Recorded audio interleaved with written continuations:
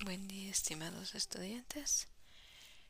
Con este tema de resorciones ya concluimos la primera unidad, así que todos estos 6 temas que están ya subidos en claro pertenecen al primer parcial. ¿Está bien? Entonces hoy vamos a tocar un tema muy bonito, interesante sobre todo y que es realmente muy necesario que podamos identificar este tipo de lesión que puede darse, ¿no? Que podemos observar en algún momento de nuestra actividad profesional. Y bueno, nosotros tenemos que tener ya este conocimiento de qué es, cuáles son las posibles causas y cómo pues nosotros vamos a llegar a manejar clínicamente, ¿no? Haciendo un tratamiento adecuado. Porque lamentablemente este tipo de lesiones que son las reabsorciones, cuando es desconocido para el odontólogo, pues genera evidentemente un mal tratamiento, ¿no es cierto? Entonces, esa no es la idea cuando nosotros tenemos ya la parte de, ya estamos en el campo laboral. ¿Y qué es pues la reabsorción? Cuando nosotros hablamos de reabsorción, se nos viene primero a la mente, ¿no? ¿Se acuerdan de la reabsorción ósea que se ha visto en la parte de enfermedad periodontal, ¿no es cierto? La pérdida ósea era en tema 3. En este caso estamos hablando de la reabsorción dentaria, ¿no es cierto? Miren, en las diapositivas vemos diferentes tipos de reabsorciones, pero todos a nivel del diente. Ya, aquí tenemos a nivel lateral. ¿Y cómo se produce esta reabsorción a nivel dentario? Pues por esta célula llamada los osteoclastos. Pero cuando hablamos de reabsorción dentaria, tenemos que ser más específicos. Y ya no son los osteoclastos, sino son los odontoclastos. ¿No ve? Odonto, diente, clastos, reabsorción. Son las famosas células que matan, que comen, ¿no es cierto? Ahora, dentro de los odontoclastos tenemos varios. Se acordarán, ya estará viniendo a su mente que tenemos a los que son dentinoclastos, ¿no es cierto? Cuando afectan a la dentina, los ameloclastos cuando afectan al esmalte y los cementoclastos cuando afectan obviamente al cemento, ¿no es cierto? Entonces, lo primero que debemos ver en una reabsorción dentaria es que está viendo, ¿no es cierto?, la presencia de este tipo de células. Ya, más específicamente en la parte dentaria, los odontoclastos. Y observamos también, y vamos a ir viendo que muchas de estas causas obviamente están producidas, formadas por estas células, provocadas, porque van, no sé, en un término poco más común, ¿no? Como que va carcomiendo la parte radicular de las piezas, ¿no? Pero vamos a ver que, o sea, ¿cómo, por qué, de dónde vienen estos odontoclastos, estas células clásticas y vienen a reabsorber? O sea, ¿cómo aparece? Vamos a ver en algún tipo de reabsorción las causas, pero en la mayoría es una causa desconocida que no sabemos en realidad por qué se da. Si ustedes buscan leyendo artículos, van a ver, ¿no?, que hablan de enzimas, que hablan de la arginina, hablan de una presión osmótica interna, ¿no es cierto? De que va a generar esta reabsorción. Pero son teorías, ya son teorías que pasan, que hay, que incluso reitero en los papers, ustedes van a encontrar. Así que por lo general este tipo de reabsorciones son de causa idiopática. ¿Está bien? Ahora es muy importante que ustedes sepan identificar la reabsorción fisiológica que se da en los dientes. Bien, ¿por qué? Porque también vamos a ver una reabsorción patológica. ¿Ya? Entonces hay una reabsorción fisiológica y una reabsorción fisiológica. Y cuando hablamos de fisiológica, estamos hablando que se va a dar de manera natural, ¿no es cierto? Que se tiene que dar, porque así está descrito. ¿Y en qué casos vemos? Miren, acá.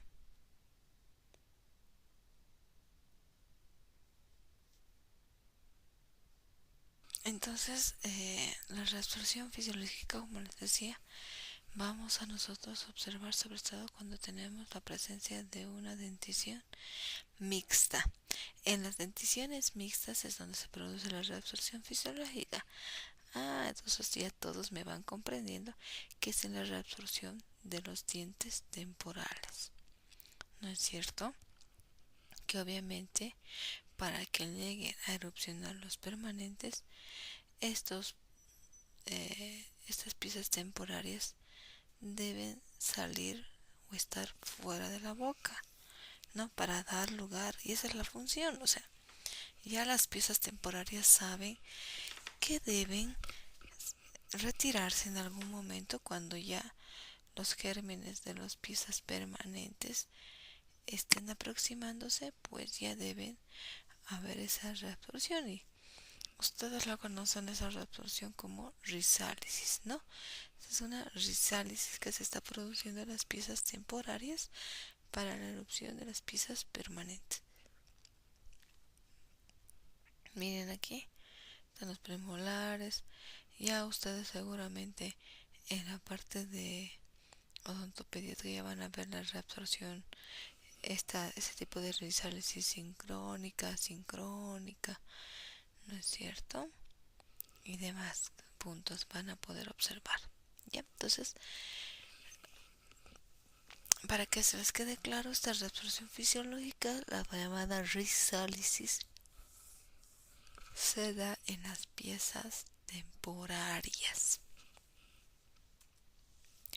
Ahora, en cuanto les decía que tenemos una reabsorción patológica, esta reabsorción patológica se va a dividir en dos, una que es la externa y la otra que es la interna, ¿no? Entonces tenemos dos tipos de reabsorciones.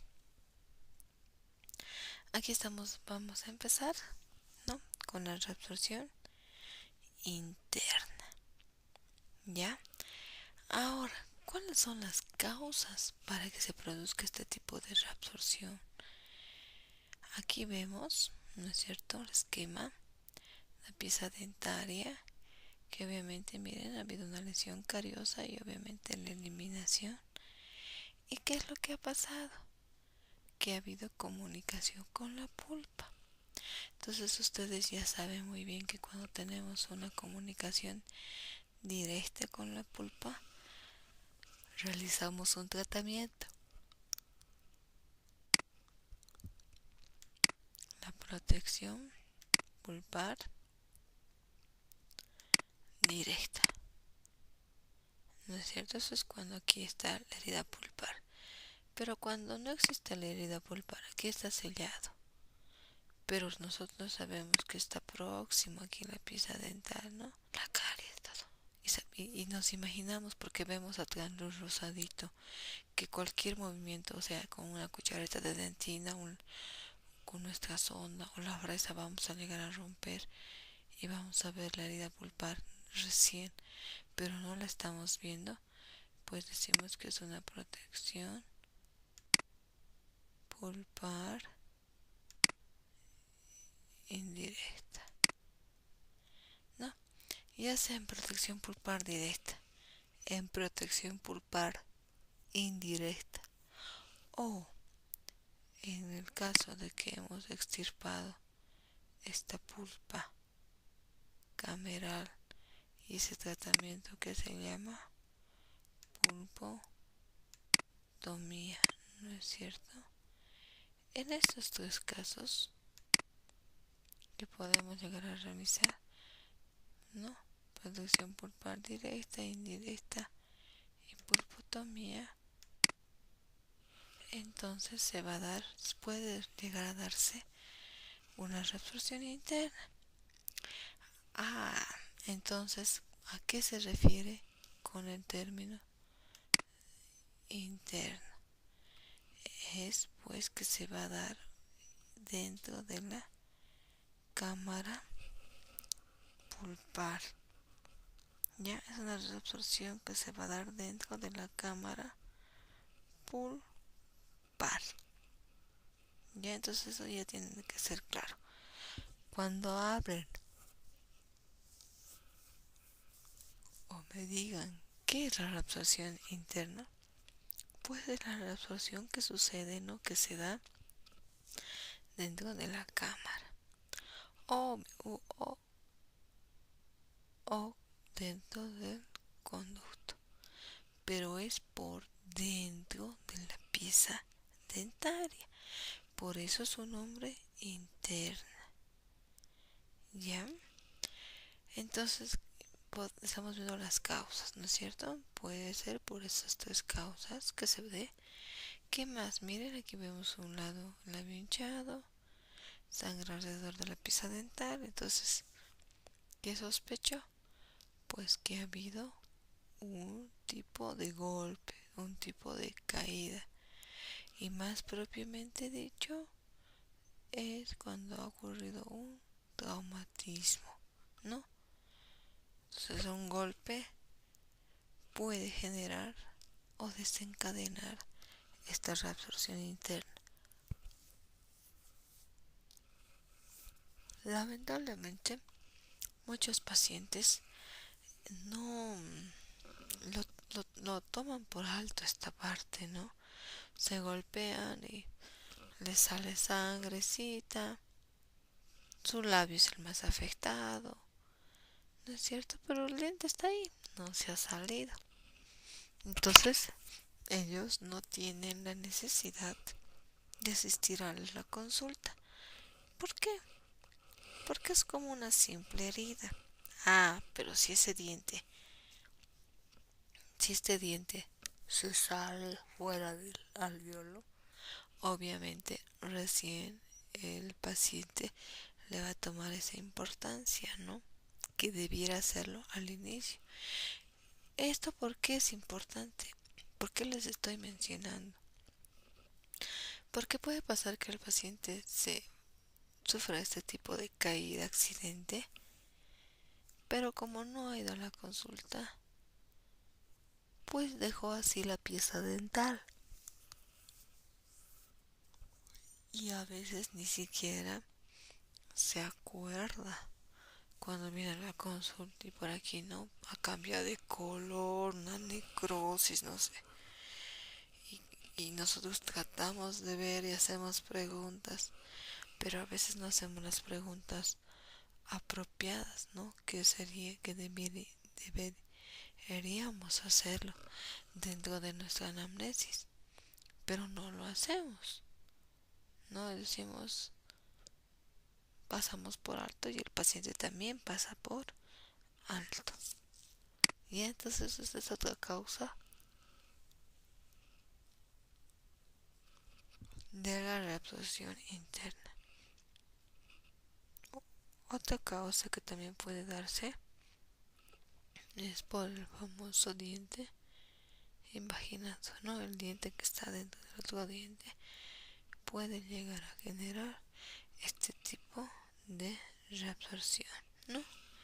Y como les había anticipado al inicio, también se da por causa o de manera idiopática, ¿no? Desconocida, que al final no sabemos por qué, pero se ha generado. Entonces eso también tenemos que tener dentro de nuestros antecedentes, de nuestros conocimientos para poder identificar, ¿no? Ahora, clínicamente, ¿cómo vamos a observar esta reabsorción interna? ¿Cómo vamos a verlo? No en la consulta, ¿cómo lo vamos a identificar? Pues primero lo vamos a identificar, mire, las imágenes. Es el famoso diente o mancha rosada. Cuando le digan, no, este es un diente rosado, esta es una mancha rosada, ¿qué es eso? O sea, ¿qué viene a ser un diente o una mancha? Pues estamos hablando de una reabsorción, ¿no? Interna. ¿Qué es lo que pasa? ¿Qué sucede en este caso? Mire, habíamos hablado que esa reabsorción interna se da dentro de la cámara o del conducto pulpar, ¿no es cierto? Entonces, ¿qué pasa? Por dentro va a ir creciendo, creciendo, creciendo, creciendo, cuando obviamente no existe nada que lo detenga, no existe un tratamiento. Esa pieza, no, esta reabsorción va a ir aumentando y la pieza obviamente, mire, va a llegar a perforar y vamos a ver clínicamente una especie de pólipo pulpar, ¿no? Entonces aquí tenemos que tener muy claro el conocimiento, ¿no? Y poder identificar de dónde también viene este pólipo, porque ustedes saben que hay pólipos pulpares y también hay pólipos gingivales, ¿no? De la encía. ¿Qué quiere decir? Que aquí la encía ha crecido y está, obviamente hay una, imaginen, una lesión cariosa y este pólipo ha ido creciendo a sus anchas, ¿no? Ustedes saben que así son, así es la encía. Cuando tiene espacio, no hay nada que le limite. Pues puede expandirse. No, a veces solamente podemos ver así a transluz una mancha rosada, pero en otros casos vamos a observar que ha perforado, ¿no es cierto? Ha perforado.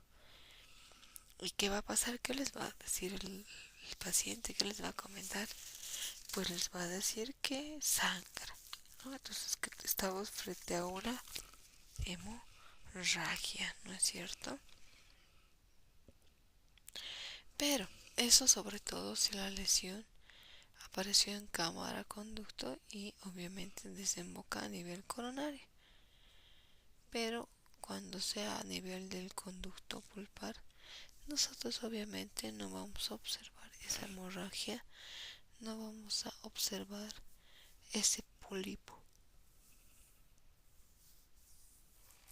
que se genera en lo que es la cámara, ¿no? Pulpar. Ya, entonces, importante que nosotros podamos identificar, importante que nosotros podamos diferenciar de algún pólipo, ¿ya? Y reitero, esto se llama diente o mancha rosada. Es el famoso que bastante se habla en la parte de endodoncia. Ahora, radiográficamente, ¿cómo vamos a observar esta reabsorción? Y miren, vamos a observar como una imagen radiolúcida que puede ser ovalada o puede ser redondeada, ¿no? Pero de que observamos una imagen radiolúcida, la vamos a observar, ¿ya? Y miren, aquí está afectando parte de la corona, cuello y tercio cervical. acá ya vemos que no es tan redondeado, pero que también observamos a nivel coronal y radicular. Ya, entonces observamos una imagen radiolúcida, redondeada o ovalada. Pero miren, aquí por ejemplo, no sé, doctora, eso no es una reabsorción, eso es una lesión cariosa. Evidentemente, nosotros tenemos que hacer un diagnóstico diferencial. ¿Con qué? Con las lesiones cariosas. ¿Por qué? Porque como se van a situar a nivel de la corona, ¿no es cierto? Entonces nosotros podemos pensar, ¿qué es una caries? Ya, entonces, y que sí, aparentemente muchas personas por desconocimiento de este tipo de lesiones piensan que son solo caries, ¿no es cierto? Entonces hay que tener cuidado. ¿Y qué estamos aquí? Mire, vemos totalmente radiolúcida. No estamos viendo aquí masas calcificadas radiopacas, ¿no? Las que se asemejan a los pulpolitos no estamos viendo, ¿no es cierto? Entonces de eso también tenemos que saber bien.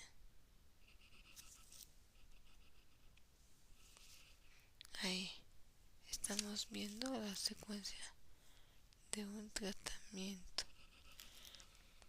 Eh, ese tipo de reabsorción, si no fuera que se extiende a la corona como una mancha, ustedes se dan cuenta que va a ser muy difícil identificar al paciente, ¿no? O decir, ¿no? Esta es una reabsorción interna. No, va a ser complicado poder decir así. ¿Por qué?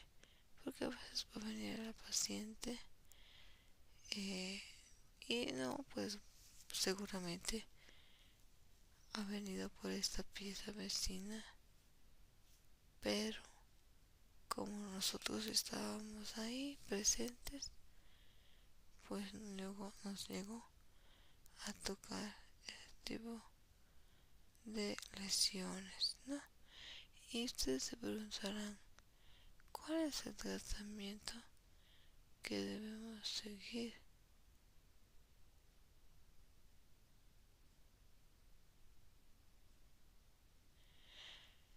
¿Qué tratamiento les decía vamos a tener o podemos proceder a hacer?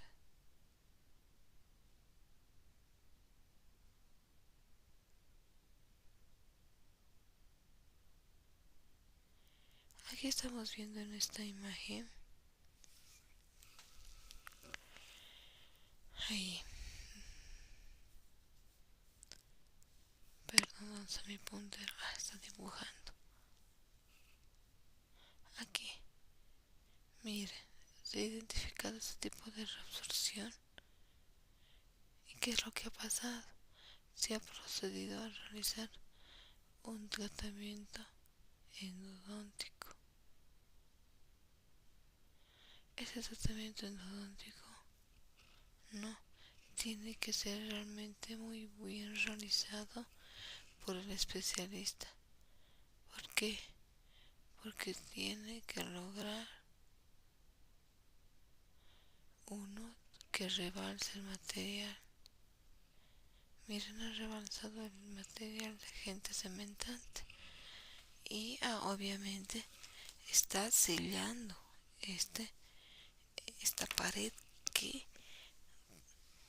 puede ser que debido a la resorción interna se ha generado, como también puede ser que en el momento la pared era muy delgada y en el momento de hacer el tratamiento endodóntico, pues con los instrumentos se ha llegado a perforar. Así que nosotros ya conocemos, ustedes ya saben qué material sería idóneo para este sector de perforaciones, ¿no? Cuando hablamos de perforaciones, hablamos que obviamente ya hay una comunicación de la parte interna de la pieza dentaria con el medio exterior.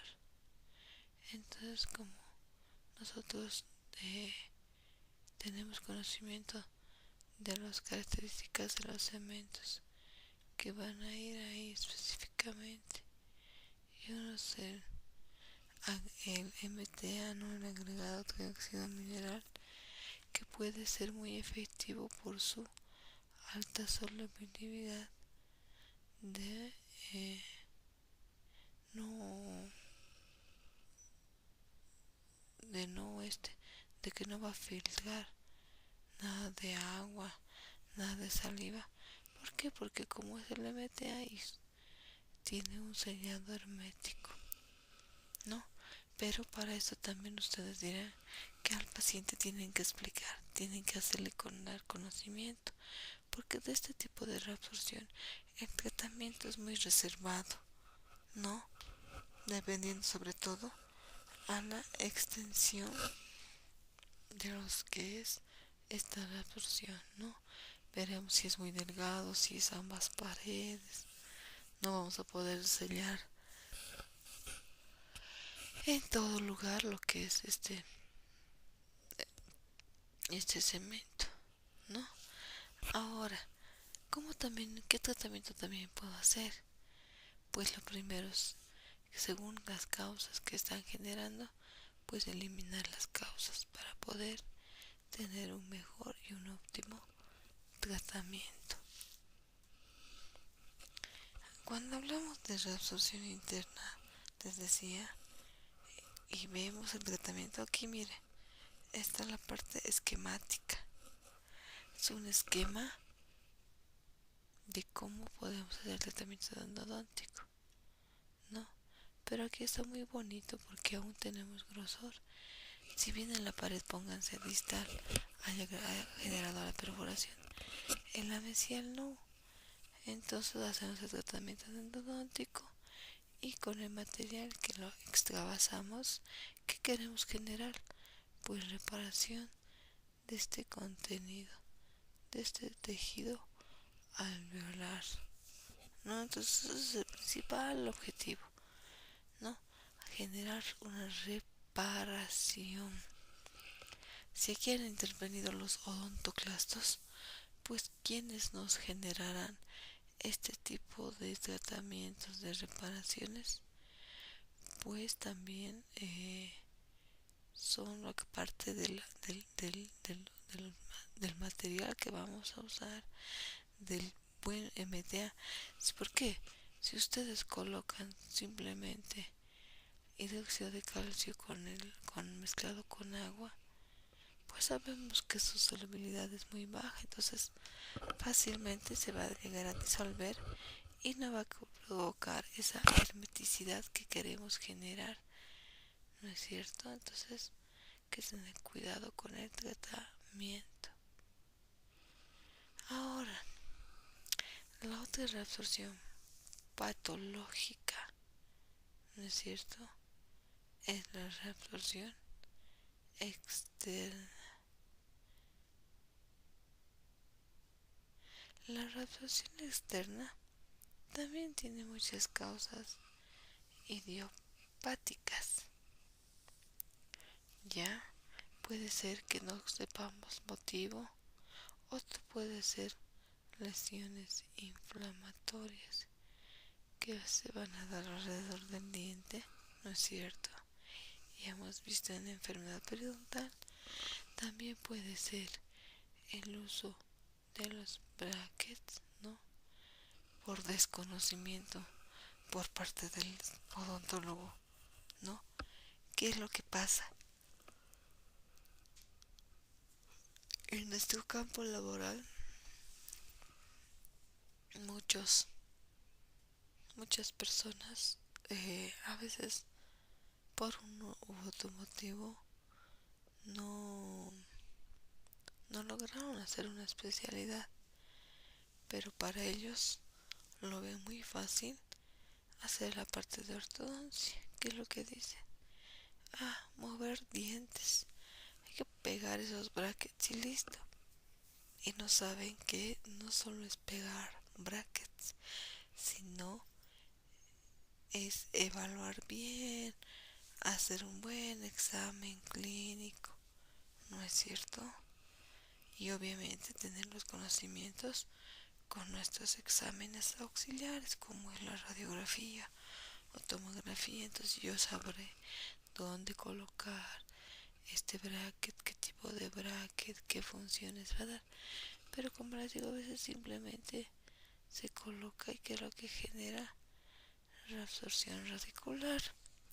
Y en esto van a ver que sobre todo, o sea, más comprometidos están las piezas anteriores, ¿no?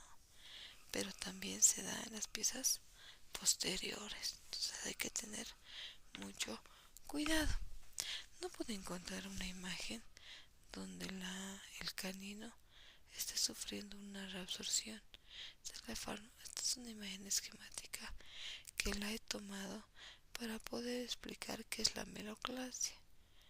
La meloclasia es la reabsorción de la parte coronal de una pieza retenida.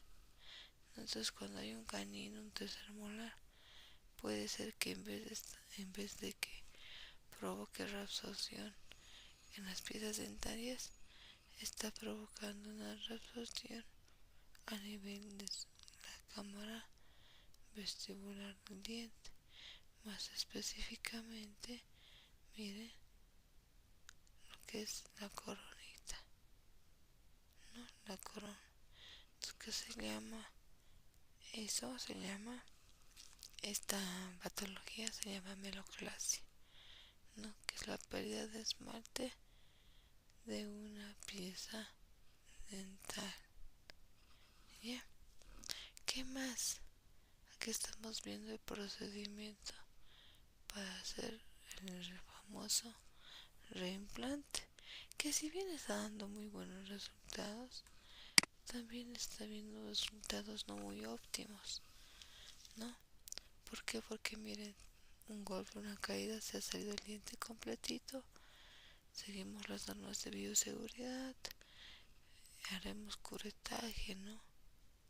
A nivel de la pieza dentaria, ¿no? Un buen curetaje para poder lograr la inserción de esta pieza dentaria, ¿no? Pero a veces, ¿qué pasa? Que pasa mucho tiempo desde que el paciente ha perdido esa pieza. Ustedes saben bien también cómo se hace un reimplante, la pieza donde debe estar guardada, ¿no es cierto? No es que agarro con mis manos, no sé, esto se ha generado en una cancha de fútbol, imaginen, esta pérdida de la pieza. Entonces el paciente agarra en su Kleenex o en su mano, lo pone y trae con su diente fuera, ¿no? Entonces todo he escuchado del reimplante. ¿Me puede hacer, por favor? No es tan fácil, ¿no? Tenemos que seguir mecanismos. Obviamente será la endodoncia, se limpiará, se genera una coagulación y se pone nuevamente el diente. Pero cuando este diente tiene un mal pronóstico, pues quiere decir que no ha habido, ay, perdón, se está, creo que es el volumen. Si no están escuchando bien, me doy cuenta que están disminuyendo. Ya, esperemos, pero que esté bien, chicos. Entonces les decía que no ha habido una buena conservación de la pieza dentaria o ha transcurrido mucho tiempo, muchas horas han pasado desde el momento del accidente hasta que vengan a la consulta, ¿no es cierto? Entonces son varios parámetros que tenemos que nosotros considerar para que tengamos una buena reimplantación y esto con el tiempo no se genera una reabsorción externa.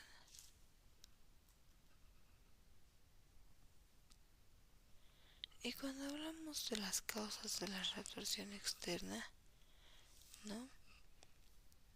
También vamos a ver signos periodontales, inflamatorios periodontales en la primera imagen. Después, ¿qué vamos a ver? El uso del bracket. Tercero, les decía, dientes no erupcionados y los que son los sobreimplantes, ¿no? O el reimplante, perdón, el reimplante. Pero de igual manera como en general las retorsiones o como la retorsión interna también puede tener un origen o una causa idiopática, ¿no? O sea que no sabemos por qué, pero se da dando este tipo de reabsorción. Eh, Clínicamente, ¿cómo ustedes creen que van a ver a su paciente?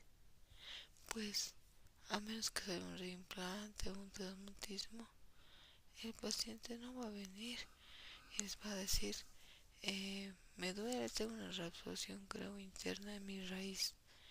Difícil chicos. Eso es un hallazgo imaginológico, ¿no? Que por medio de una radiografía ustedes van a poder identificar esta pieza, ¿no?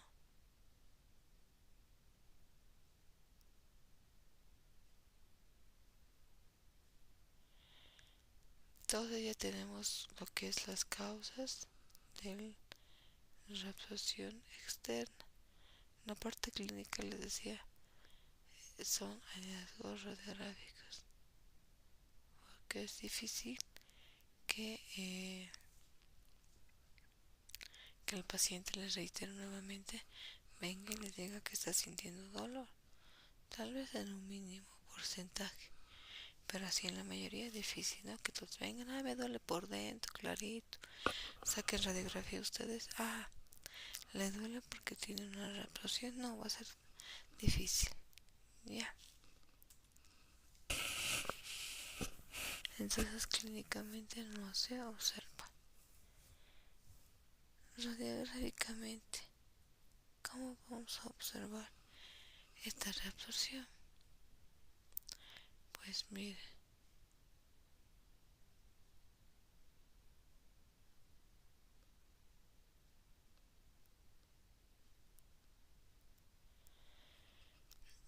les decía que la reabsorción interna se da dentro de la cámara o conductos. Es lo contrario a una reabsorción externa. La reabsorción externa, como su nombre lo indica, se va a dar por fuera de la pieza dentaria, ya sea que se pueda dar, como le decía, en la parte radicular, puede ser a nivel apical específicamente, como en esta radiografía, o puede ser lateralmente este tipo de reabsorción, ¿no? Por eso les digo, chicos, es muy importante que ustedes conozcan, ustedes identifiquen este tipo de reabsorción. Ya, hay una forma singular para cada tipo de reabsorción. Aquí estamos viendo una reabsorción. Ay, ¿dónde está? Lo pierdo mi puntero. Una reabsorción que podría indicarme que es de esta infección, pero un poco difícil, ¿no? Entonces, que hay que ver que puede ser apical y un aspecto de bocados, miren, a veces también tiene un defecto que es de sobremordida, ¿no? Pero en otros casos, no sobremordida, chicos.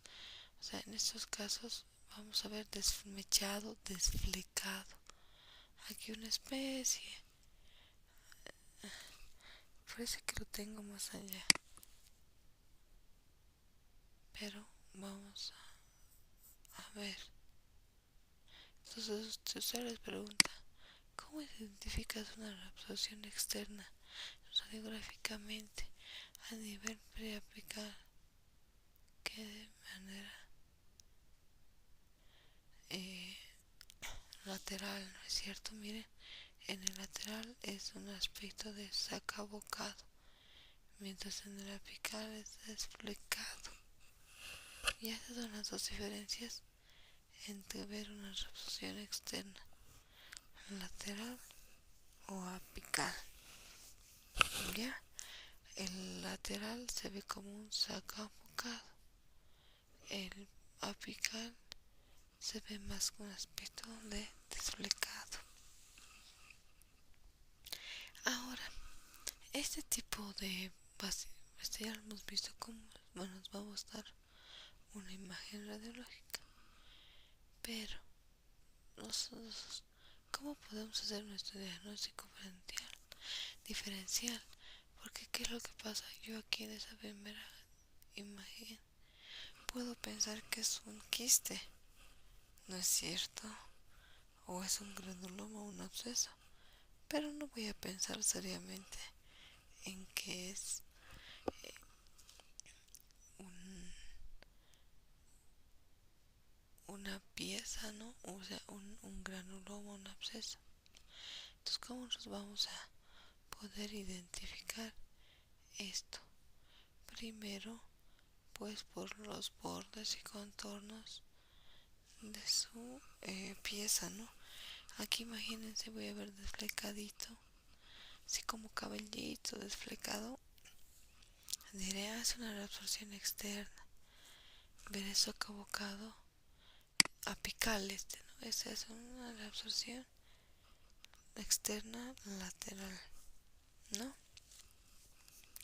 Y como les decía, podemos confundirnos con alguna patología periapical, pulpar, pero también nosotros nos podemos ayudar teniendo mucho el conocimiento. Miren acá, por ejemplo, esta imagen. Tenemos dos aspectos de sacabocados en cada pieza, en cada lado, mesial y distal, ¿no? Que también se puede dar. Y también, chicos, puede darse ese tipo de reabsorción externa combinada con la interna. Entonces es importante nosotros leer, saber, ver, ¿no?